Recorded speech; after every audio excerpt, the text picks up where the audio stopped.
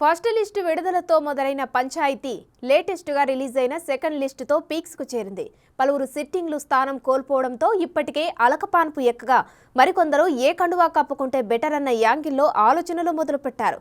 ఇంతకీ first list, second లిస్టులో అవకాశం కోల్పోయిన వారెంతమంది అంటే మొత్తం 14 మందికి ఇప్పటి వరకు మొండి చేయి చూపించారు సీఎం జగన్. ఇందులో 13 మంది సిట్టింగ్ ఎమ్మెల్యేలు ఉండగా మరో ఎంపీ ఉన్నారు.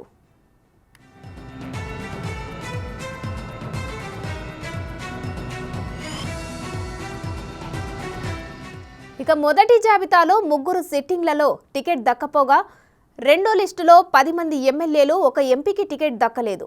2 మంత్రులకు సిట్టింగ్ స్థానం గల్లంతైంది.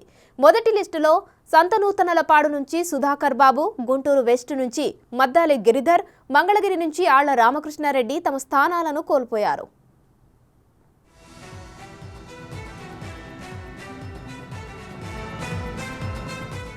ఇక సెకండ్ లిస్టులో అనకాపల్లి నుంచి గుడివాడ అమర్నాథ్, పాయకరావుపేట నుంచి గొల్లా బాబురావు, పి గన్నవరం నుంచి కొండేటి చిట్టిబాబు, పిఠాపురం నుంచి పెండెం దొరబాబు, జగ్గంపేట నుంచి జ్యోతుల చంటిబాబు టికెట్లు కోల్పోయారు.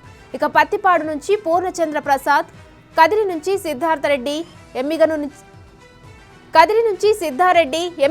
నుంచి చెన్నకేశవరెడ్డి, అరకు నుంచి చిట్టి ఫాల్గుణ, విజయవాడ సెంట్రల్ నుంచి మల్లాది విష్ణు తమ టికెట్లను కోల్పోయారు.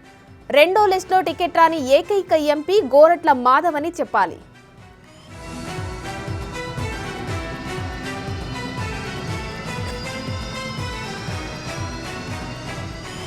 టికెట్ దక్కని వారికి సరైన ప్రాధాన్యం కల్పిస్తామని వైసీపీ పెద్దలు చెబుతున్నారు. మరి ఈ మాట మన్నించి తలొగ్గతారా, తగ్గేదిలే అంటూ తలపడతారా అన్నది తేలాల్సి ఉంది.